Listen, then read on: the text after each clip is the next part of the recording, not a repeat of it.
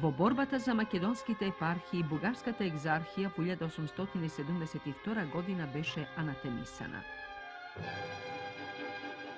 Предан темата и притисокот од Русија, екзархот Антим беше готов да преговара со патриаршијата за отстапување на некои македонски епархии, на што остро се спротистави групата на Чомаков.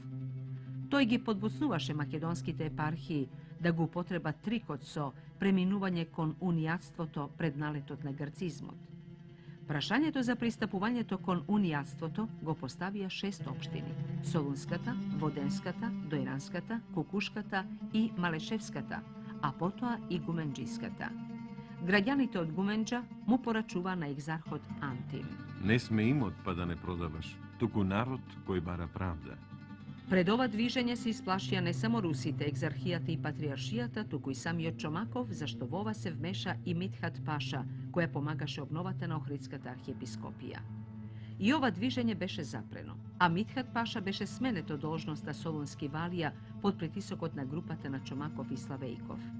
Но на теренот екзархистите се судруваа со македонското струење и со првите пионери на великосрпската национална пропаганда, кои дотогаш пропагираа дека јужно од Алексинац живеат бугари.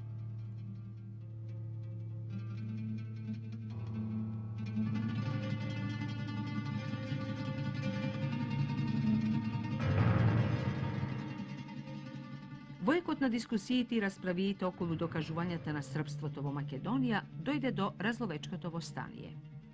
Но желбите и настојувањата да се прекрати петвековното турско робство останаа безуспешни. Следеа Босанско-Херцеговското востание, потоа војната меѓу Србија и Турција, која во следната 1877 година прерасна во војна меѓу Русија и Турција, па веќе не се решаваа прашања од црковен карактер, туку границите се поставуваа со помош на оружјето и под диктат. Во овие војни, како и во грчкото и српското востание, македонците зедоа масовно учество.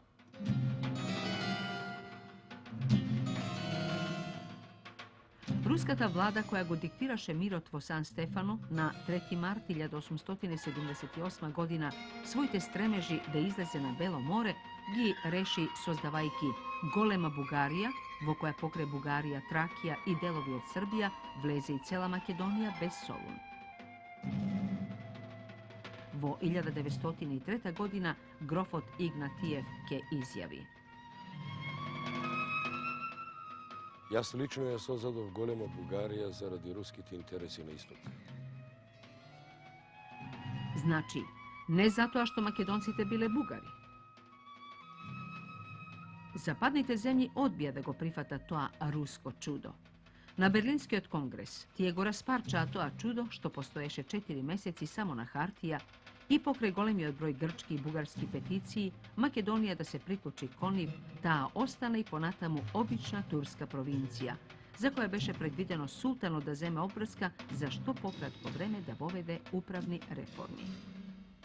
Санстефанска Бугарија пак ќе стане политички идеал на сите идни бугарски влади.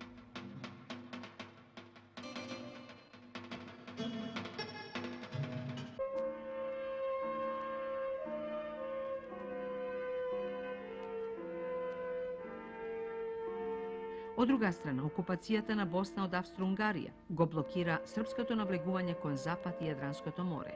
Остануваше само патот кон Солун и Белото море. Овој интерес ќе натера и српската влада со сите сили да тргне во Македонија, каде што веќе блеснеа бугарската и грчката пропаганда.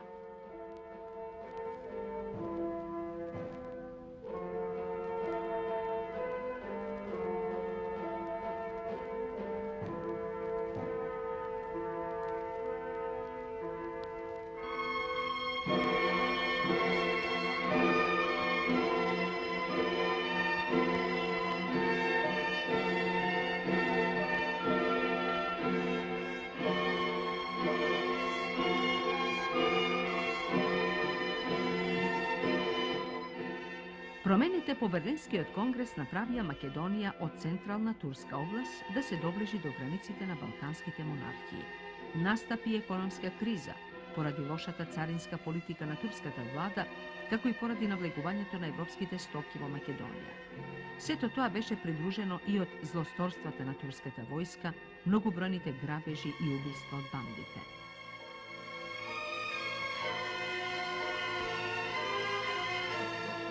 Тоа доведе до засилување на четништвото на македонското население, кон кое се приклучија и доброволците од руско-турската војна. По селата се формираа селски чети. Спонтано се создаваше организиран отпор и се подготвуваше востание за ослободување на Македонија, без оглед на империалистичките комбинации на европските сили и на балканските монархии. Уште во средината на 1878 година се јавуваат првите пројави на едно револуционерно движење со определена македонска политичка идеологија.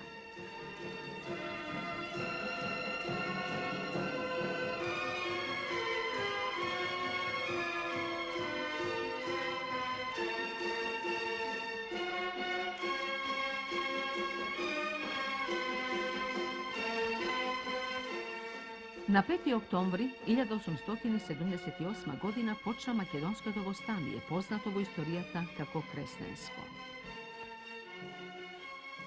Кон голоракото македонско население од Пиринскиот дел, предводено од ајдутските чети на Димитар Поп-Ѓорѓиев Беровски, Илјо Малешевски и Костадин Бурски, се приклучија и доброволците македонци од претходните војни, како и емигрантските црковни и световни кругови од Македонија. Овие последните, спроведувајќи ја големобугарската политика, настојуваа да му дадат бугарски карактер на востанието како отпор на беринските решенија со кои Македонија е одделена од Бугарија.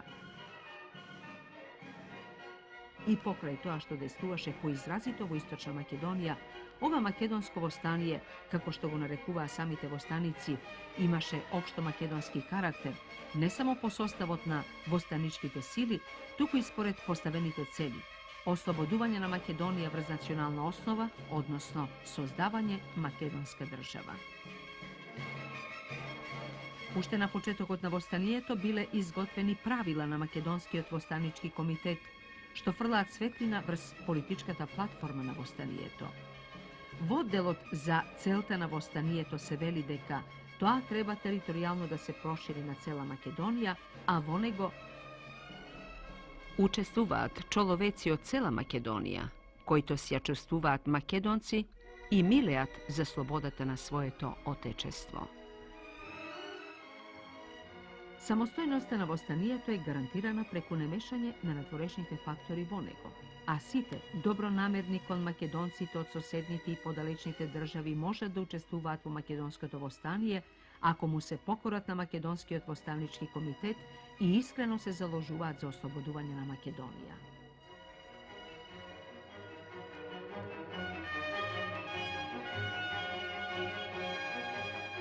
Повикувајќи ги сите македонци да земат учество во востанието, правилата го потенцираат неговиот национален карактер. Ослободување на Македонија, таа земја на славните словенски просветители Кирил и Методи, која со векови страда од турското иго. Во член 15 се вели дека секој христијанин или мухамеданец македонец, турчин, арнаут или влав и секој друг кој ќе се покаже противен на востанието, ќе се гони и кога ќе се фати, примерно ќе се казнува. Членот пак 145 гласи: Централниот комитет по ослободувањето на татковината ќе подготви устав за уредување на македонската држава како автономна со политичка и културна автономија во Турција или надвор од неја.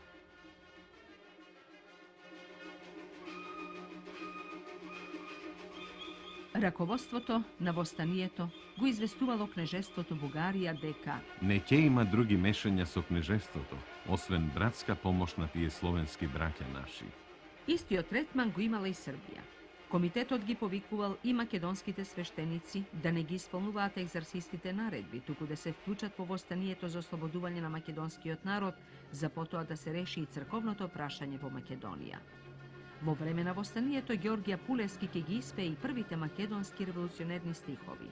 Во поемата Самовила македонска, тој ќе искаже енергичен повик за решителна борба за слобода на македонскиот народ.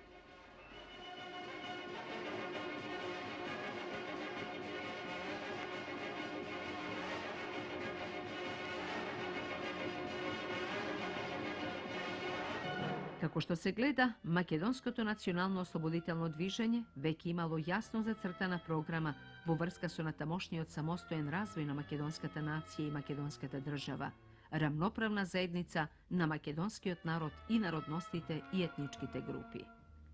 Nezavisno od toa što golemobugarskite krugovi uspejale ova programa da je minirat i da gi likvidirat vodačite na vostanijeto, makedonskata nacionalna misla produžila da se razviva po nagorna linija. Makedonsko vostanije ne uspeja. Pred naletot na turskite vojski, vostanijetovo krv beše zadušeno. Stradanjata produžija, no produžija otpor od preku revolucionarnite četi.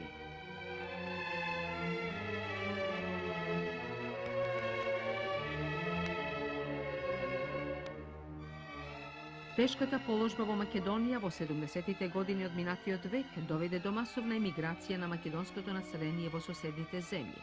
Tamo makedoncite ne prestana da работат на ослободувањето на својата земја. Во Србија, емиграцијата уште за време на одржувањето на Берлинскиот конгрес барала автономија за Македонија, а за време на крестенското востание деспот Баџовиќ од српската влада барал дозвола за создавање македонски чети и кревање македонско востание, што не му било дозволено. Уште во првите месеци на 1876 година, во Атина од македонската емиграција бил формиран воен комитет за ослободување на христијаните во Турција, кој подготвувал општо балканско востание. За водач на комитетот се сметал Леонидас Вулгарис, македонец од Источна Македонија. Целта била да се избори автономија на Македонија. Македонските чети формирани од овој комитет зеле активно учество во крестенското востание во четата на Костадин Бувски. По востанието, оваа чета действувала во југозападна Македонија. Во април 1880 година во Островско дошло до средба на четите на Бувски и на Вулгарис, при што била разгледана ситуацијата во Македонија. Тие констатирале дека за состојбата во која се нашла Македонија се криви пропагандите на Србија, Грција и Бугарија. Според нив, иднината лежала во создавање самостојна македонска држава. Врз база на идено-политичката платформа на овие разговори, на 2 јуни 1880 година во Герман се собрале 32 делегати, представници на македонската, влашката и албанската народност. Националното собрание констатирало дека нема услови по мирен пат да се ослободи Македонија, дека во неа живеат македонци и народностите грци, власи, албанци и турци, кои се во непријателство поради политичките цели на отделните држави. Собранието констатирало исто така дека соседните држави го уриваат националното единство на македонците со своите верско-национални пропаганди. Собранието бараше исполнување на одредбите од член 23 од Берлинскиот конгрес, на Македонија да и се даде органски устав и да се воведат реформи. Доколку не се оствари тоа, Националното собрание се велеше ке го повика македонскиот народ на оружје под паролата Македонија на македонците за воспоставување древна Македонија. Формирана била и привремена влада на Македонија, единство. Решенијата на Националното собрание биле доставени до конзулите на големите сили во Солун, но тие не им обрнале внимание, сметајќи ги за несериозни и неавтентични. Бидејќи условите за востание биле неповолни, се останало само на четничко војување. И македонската емиграција во Бугарија, која особено се зголеми по крестенското востание, работела на ослободување и за автономија на Македонија. Во 1880 година во Русе била основана Бугарско-македонска лига, која формирала привремена управа на Македонија. Оваа лига донесла органски устав, во кој бил разработен статутот на македонската држава, политичка и културна автономија во рамките на Турција на чело со генерален гувернер. Одредени били и границите што се вклопуваат со етничките граници на Македонија. Поддржувањето на ваквите идеи за автономија, бугарските владеачки кругови ги сметале како етапа за приклучување на Македонија кон Бугарија. Емигрантите, одделени од своите сонародници и под притисокот на бугарската држава, ја губеа националната мисла. Дури и Кузман Шапкарев, кој беше поборник за македонските идеи, го нападна македонството, кога бугаринот Петар Драганов јасно и недвосмислено рече дека македонците над кои се врши нечуена денационализација не се Грци, ни Срби, ни Бугари, туку посебен словенски народ македонци. По миграцијата на голем број македонски интелектуалци, македонскиот народ фактички остана без вистински водачи и трибуни. Врз народот се нафрлија пропагандите преку училиштата што ги отвораа. Скрјабин во 1885 година ќе запише: Човек може да му се восхитува на бројот на училиштата во Битолскиот вилајет. Но целата таа маса на училишта, на жалост, е устроена само за една цел – исклучиво политичка. И е лишена од воспитно значење што би требало да биде основа на секое народно образование. Во отворањето бугарски училишта и во пробивот на бугарштината во Македонија се истакнуваа македонците Тодор Кусев и Натанаил Охридски, кои со тоа ги оправдуваа своите високи екзархијски титули. Сите тие училишта, 50 само во учебната 1881-82 година, како и Солунската гимназија што ги отвори Кусев, имаа за цел да воспитуваат млади сили на интелектуалци, како што вели Шопов, кои нема да се плашат да ја исповедаат својата бугарска народност и да бидат готови да умрат за таа народност. Тие воспитаници требаше да ги раководат масите во борбата за присоединување на Македонија кон Бугарија. Учителите што не сакаа да работат според упатствата на екзархијата и поради македонските идеи, беа отпуштани од работа.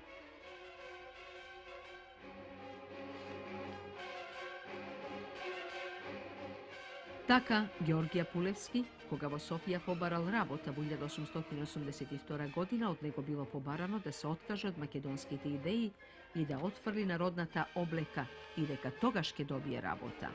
Одговорот на овој голем македонски син бил: Ако вие сакате да отфрлам од себе народот облека со која сум одраснал, сум работел толку време за својот македонски народ и да се откажам од своите идеи, тогаш не ви сакам ни служба, ни плата.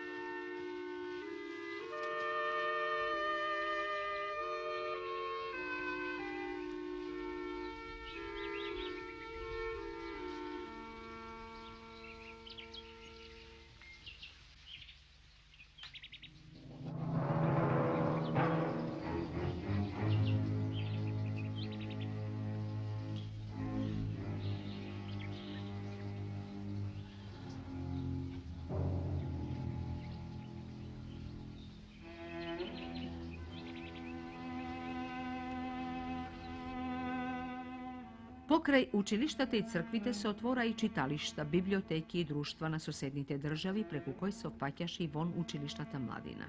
И секој камен во Македонија беше земан како доказ за припадноста на една од националните пропаганди. Денационализаторските методи, особено на екзархијата, предизвика определени реакции кај македонците, па дури кај некои платени лица од екзархијата, како што беше професорот Петар Драганов, која напушти Солунската гимназија и отиде во Русија, оттаму да работи за македонската идеја, како што забележал Карич во 1889 година. Незадоволството на македонските маси се повеќе доаѓаше до израз, па често излез се бараше во преминување од една црква во друга, од едно училиште во друго.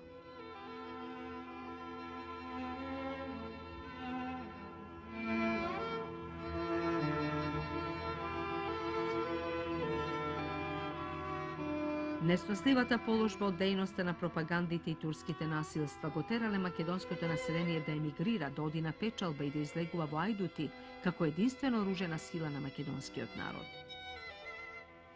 Пропагандите жестоко се нафрлуваа врз секоја иницијатива на македонистите за самостоен политички национален развој на македонскиот народ, како преку постојаните институции, така и преку испраќањето чети во Македонија. Во 1884 година во Софија било создадено бугарско-македонско благотворително друштво кое всушност требало да организира македонската емиграција за четнички акции во Македонија и да врши подготовки за присоединување на Македонија кон Бугарија. Испраќањето чети пак носело репресалии на турските власти над недолжното македонско население.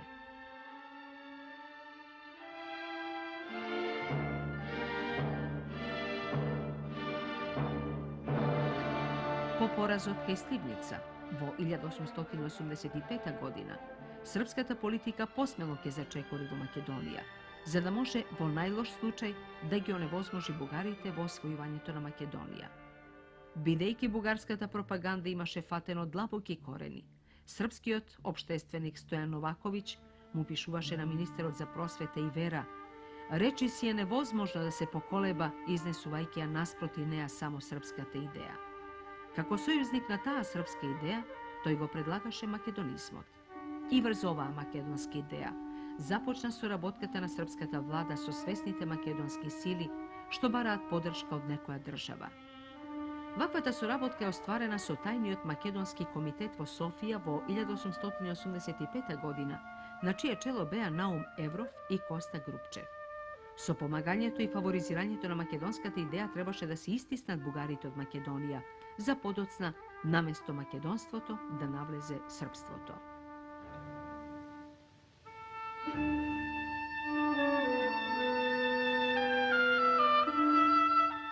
Меѓутоа, помогната македонската идеја стана движечка сила сред македонските маси, што ќе дојде до израз и во ученичките бунтови во Солунската гимназија, сила која скопскиот митрополит Теодосиј ќе го натера демонстративно, како екзархијски митрополит, да стане против великобугарскиот притисок.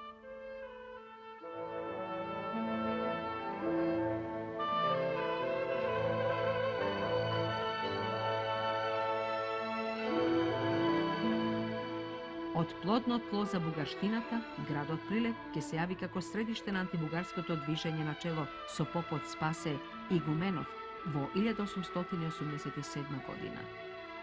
Во настојувањата да ја оддели Прилепската општина од екзархијата, попот Спасе преговараше со Цариградскиот патриарх и со Римокатоличката црква, но не постигна договор само поради неговото барање да не се изостави името Македонска општина. Во Прилепско отвораше училиште на македонски јазик и ги користеше постојните македонски учебници. Затоа колку македонството било распространето зборува и тоа што во 1888 година и председателот на бугарската влада Петар Каравелов велел: Не ми зборувајте за македонците, тие не се бугари. Покрај неволите од попот Спасе во почетокот на 1888 година дојде до бунт во Солунската гимназија. Учениците од горните класови бараа настава по македонски јазик. И додека бугарите се расправаа со попот Спасе и солунските ученици и учители, во Скопје во 1890 година избувна уште посилно антибугарско движење. Начело на движењето беше самиот екзархијски митрополит, македонецот Теодосиј Гологанов. Уште една алка во веригата на македонските национални пројави. Тоа време Темко Попов, еден од членовите на тајната македонска дружина во Софија и интернатски економ во Солунската гимназија, исклучен поради учество во ученичкиот бунт, ќе му напише на Деспот Баџовиќ: Драги деспоте, националниот дух во Македонија стигнал до таков степен што и самиот Исус Христос, кога би се симнал од небо, не би можел да го убеди македонецот дека е бугарин или србин, освен оние македонци во кои бугарската пропаганда се вкоренила во слепите времења, кога грцизмот сосем туѓа нација започна да фаќа корени во Македонија во моментот кога македонците дигаа знаци на словенство. Па појдео како слепци и во прегратките на бугарите, не гледајќи ги разликите, зашто за нив беше доволно да се откинат од грцизмот. Митрополитот Теодосиј Гологанов имаше определена концепција за оделување на македонските епархии од екзархијата и за воспоставување на Охридската архиепископија како самостојна македонска црква уште во 1887 година, кога во Цариград имаше средба со Коста Грубчев и со поп Спасе. Со доаѓањето во Скопје, Теодосиј ќе се зафати со чистење на општината и на училиштата од екзархиските приврзаници. Следеше финансиско осамостојување од екзархијата. Така, самостоен, тој ќе почне од Скопската епархија да ги прогонува бугарските учители и нивните истомисленици. На поканите да оди во Цариград, Теодосиј ќе ги прекине сите врски со екзархијата, прогласувајќи се за независен. Бидејќи во Турција не постоја други цркви, тој бараше обнова на Охридската архиепископија во канонски однос со патриаршијата. Откако не успеа, преговараше со римокатоличкиот нунци во Цариград, Августо Бонети. Бараше признавање на Охридската архиепископија како самостојна македонска црква. Во очекување одговор, позициите на Теодосиј се засилија и во Велешката и во Пелагониската општина, а правеше напори и во Охридската и Пелагониската епархија да се постави прашањето на архиепископијата.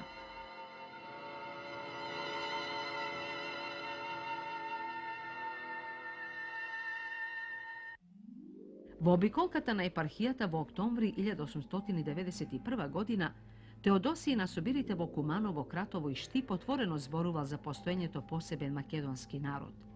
Но со акција на бугарската влада турците го апсија Теодосиј, а бугарите го затворија во манастир, спречувајќи ја така неговата работа на големото дело.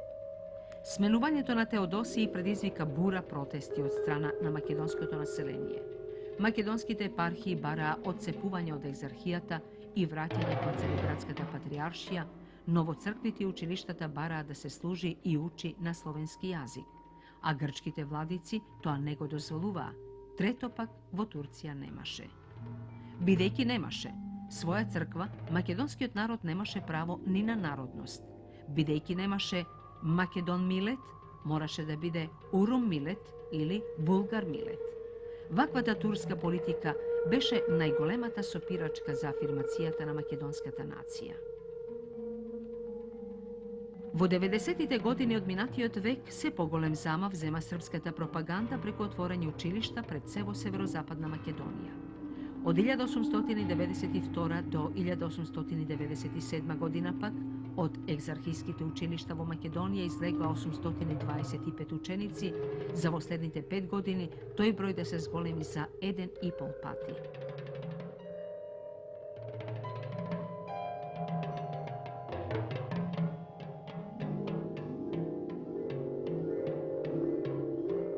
Меѓутоа, се почести изливи на македонската национална свест среќаваме и кај македонската емиграција во Бугарија, што може да се види од дописите во вестниците.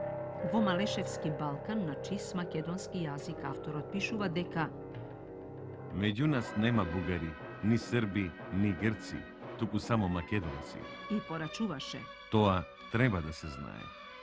ваквите истапувања ги загрижуваа пропагандите, зашто тие предизвикуваа живо реагирање во светската јавност.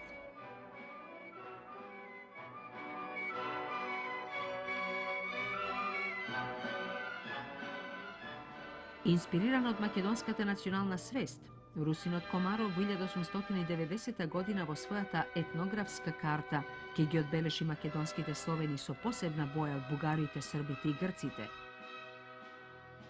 Австриецот Карл Хрон на самото место ќе утврди вистината за посебната народност на македонските словени и ќе ја изложи во својата книга Народноста на македонските словени во 1890 година.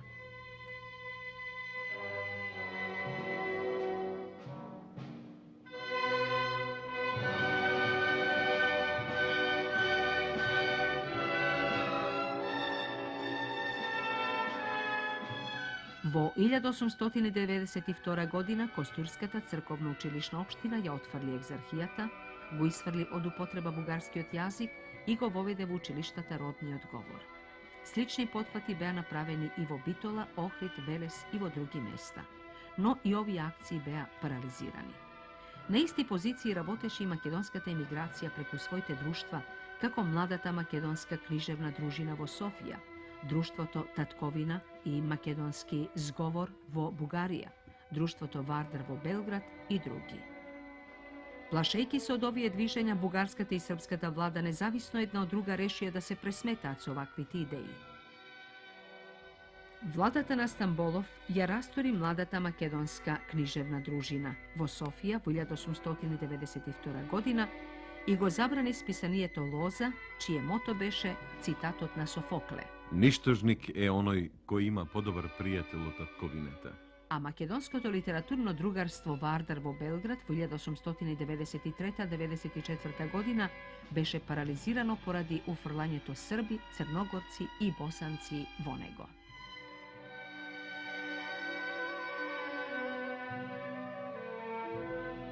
Čustvuvajkija jačiната na makedonskoto dviženje, bugarskata propaganda ke reši prividno da je napušti čisto bugarskata ideja. Ivo svojata interpretacija da se prikloni kod makedonskata ideja i parolata Autonomna Makedonija, koja veke ja istakna u 1893. godina, i tajnata makedonsko-odrinska revolucionerna organizacija na čelo sa onije makedonski intelektualci što se školuva vo bugarski duh, no koji poradi dolgogodišnjata borba i dejstvovanje to na propagandite, dojdoa do ubeduvanje deka sloboden i nezavisen život na makedonski narod je možen samo vo svoja nacionalna država.